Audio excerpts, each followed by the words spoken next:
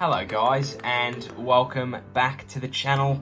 Today's WWE SuperCard video, I've got some Clash of Champions tips and or tricks coming at you live from Calabasas, California. So we're going to get into this. I've played one game just so I could get past that first arena, just because that's, I don't know, it's not really helping anybody. But yeah, so I'm on 71 points, 42,000. I've only played one. I tipped Eddie, or picked Eddie.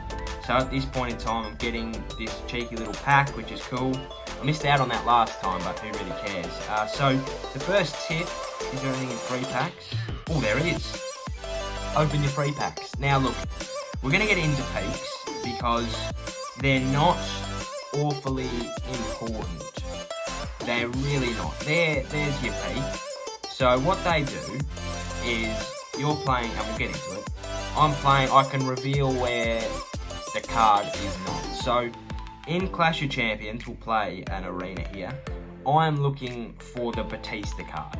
Alright, I picked Eddie, so I am looking for the animal. I'm looking to reveal that card off the board, and I'm looking to then find him and choose him, right? If you chose Batista, you're looking for the Eddie Guerrero card. So a quick tip right off the bat is it's not going to be any of these starter cards. It's not going to be that card there, or the two highlighted cards. It's not going to be them. So I'm going to pick on the left row, my left, and this deck is not favourable. A balanced deck does help, but it's not everything. So unlike LMS, if you haven't got a balanced deck, you're going to struggle. If you haven't got a balanced deck here, it's fine, but you will tend to lose out, right? So my next pick here, and you can do this with a pen and paper, or you can do this just with your memory. So I've picked that first starter card. I'm going to go up the left-hand side. There's Batista straight away. Do I have your attention? Yes, you do, David. You lovely, lovely man. So I'm going to maximise my points here because I got him off the second pick, and I'll have the maximum amount of cards remaining on the board. But in an event that I finish that game and he's not on that left side, I'm hoping that I'll be able to show you. When he's not on that left side, I would then get into another bout and I would start from the left side. Say he's not on the left side, I'll go into the middle. Hopefully he'll then be in the middle. But we've got 86 points there. So what you're trying to do is leave as many cards on the board as possible. That's how you maximise your points. You'll find that even, and it does come down to a bit of strategy, that if you have not, if you found Batista, but you've used up most of the cards on the board, try and lose, right? You still get points for failing the arena. You know, go into another bout, and so say he's, you know, in a card right next to the starter, go and get that card straight away, because it's easy. So I'm going to start on the left side again. Got a Jimmy Uso here. This deck is a lot more favourable for me. So yeah, but back to what I was saying with the deck balance, it is important if you want to get through cards straight away and you want to get through arenas quicker, but it's not everything. So what I'm going to do here, so say I picked, or say my edge loses, I don't just lose that card. I then attack it with another card and then we move on. So I don't just lose my points and I don't lose my turn, essentially.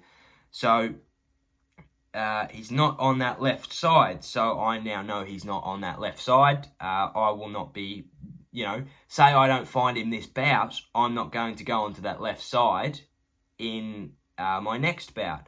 So I'm going to start in the middle here. I'll go from the top. He's not there. I'll have to use two cards here. So this is what I'm saying. In LMS, I lose this match. I lose my points. I lose my streak. I lose everything, but the card goes away. In Clash of Champions, I lost, that card goes away, I can't use that again, but I beat this pawn with my second card. I didn't, that is a joke. So again, that's my bad. So what I would do in that situation is you can either choose your superstar or your match type. That's a good example. So I now know that I'm probably not going to choose the power. I'm going to go speed and charisma, because all of my cards have got decent, you know, they're decent in one stat, but maybe not the other, but they beat brawn. So that's the, oh, I might not actually.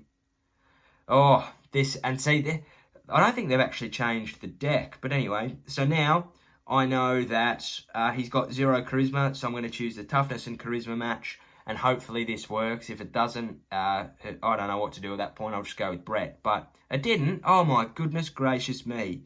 Right. Brett's speed is better. So you're just trying to, when you get low on the deck, choose the match type, because that's more important. You know what superstar you're going to use. It was going to be Bret Hart. But I knew that I could beat him in my speed, so I chose speed. It's a little bit of a hack, I guess, a trick. So then I press no thanks. I still get 30 points, I think. 15, 12, 27. Better part of 30. And now I know that he's not on the left side and he's not in the top center position. So I will now go into another match and I will start from the right side and move down. Now this tip is brought to you by Edward. It's pretty common knowledge now. He's got a tips and tricks video. I've got one, but this is my second. So now I knew that he's not on the left side there. He's not in that top middle position, so I'll start from the right, top middle. So yeah, I'll start from the right hand side now and work my way down, and then back in the middle when we get to it. So I'll beat Samoa Joe there. I don't know. I heard they were changing the stats, but I don't think that's correct. These seem a lot harder. And there's Batista straight away. So I could have very easily started from the left-hand side and gone back down that same path, but it's useless to me. So I started from the right-hand side where I knew that he could be, and there he is straight away. I've maximised my points.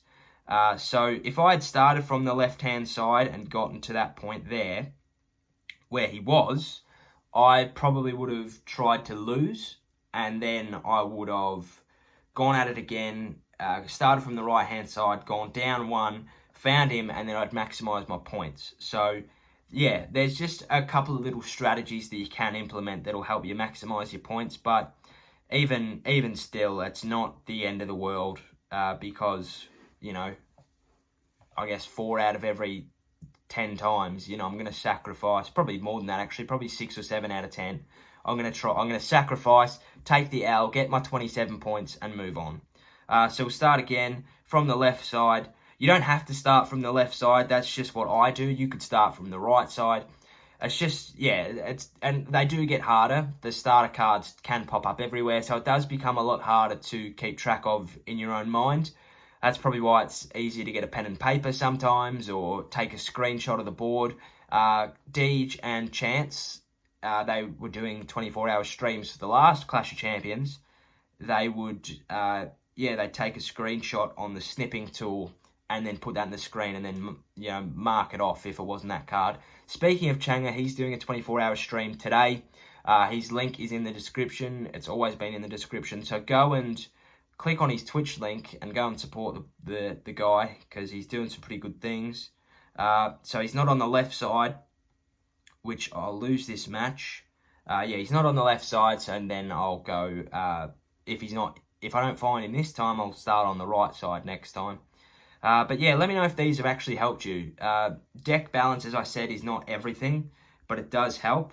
So now I'm going to choose the charisma, because I know whatever card happens, whatever, good one, mate, that was great. Whatever the card happens to be, I know I can beat it. So, yeah, there we go, straight away. And now I start from the bottom middle. There he is. So that's actually, I've probably lost 1 card there, in all honesty. I've probably lost 3 points or whatever.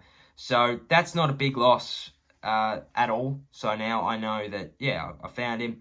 Now try and use my power matches, because all of my cards except for Taker have power. So I'll use power. Hopefully it's not Taker. It's not. So I've beaten him there with my Montez Ford. And we get the maximum, nearly the maximum amount of points. So, yeah, I got 80 points there. So I was off by 2 cards, which isn't the end of the world. But we'll get our 8 picks and move on. But I think that'll do it. Hopefully you've gotten something out of this. Actually, I'll play one more to show you what a peak does. I've reached the card limit. So I'll go and train up. What's trainable? Go into trainable. That'll help me out. got this Mercedes Martinez that I'll have to go unlocked. Sorry for wasting your time, boys and girls. That'll train that up, surely. Not even. I'll show you what a peak does, just in case you don't know. You genuinely don't need them, unless you're trying to get through and get number 1 or number 10. If you're just trying to get the card, you don't have to. You know, this is doable for free. So again, I'm going to start on the left side. You don't have to. It's just what I do. I'm going to choose my best card there, Apollo Crews. Hopefully it's power. And see, what you want to do there is you would prefer to have a 1 stat called instead of a 2 stat. So now we're going to use the peaks. All right, I know that it's neither of those two. I now know it's neither of those two. So it could be this one, which it's not, or it could be either of the two on the other side of the starter card. So, or the one in the middle. We'll go to the one in the middle and then that starter card. Actually, we'll go to the starter card, which I know it's not going to be. It's never the starter card for the 400th time. It'll annoy me if it's the one in the middle, but that is what it is. And I'm not going to use any more peaks because I've got a pretty good idea of which card it's going to be. There he is, David Bautista. So that's what you're trying to do. The peaks are just essentially to find out where the card is not, and it's just process of elimination. You don't need them. They are helpful. You don't have to buy them because, you know, you just don't need them most of the time. Because it's a process of elimination. That's just a way to speed it up. So it doesn't really double points or anything. You don't really need to buy bouts either unless you're going to try and get the card. But it is 100% doable for free. Of course, rank 1 is not, but, you know, you can obtain this card for free. I don't know how many points you need. We'll find that out. But just in those 5 bouts, I've eclipsed 18,000 ranks. So, yeah, that'll do it. Thank you for watching. If this was in any way helpful, please like and subscribe down below. Hope you enjoyed. Enjoy Clash of Champions. Enjoy your weekend. Have a great day. Cheerio, sayonara, and goodbye.